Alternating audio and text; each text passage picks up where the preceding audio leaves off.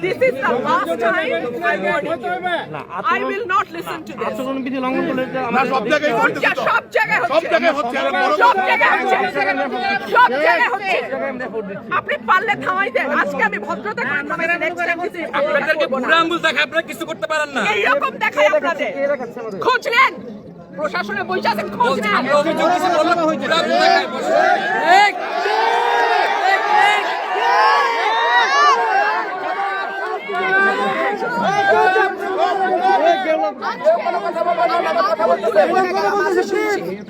ভবিষ্যতে শুনবো না।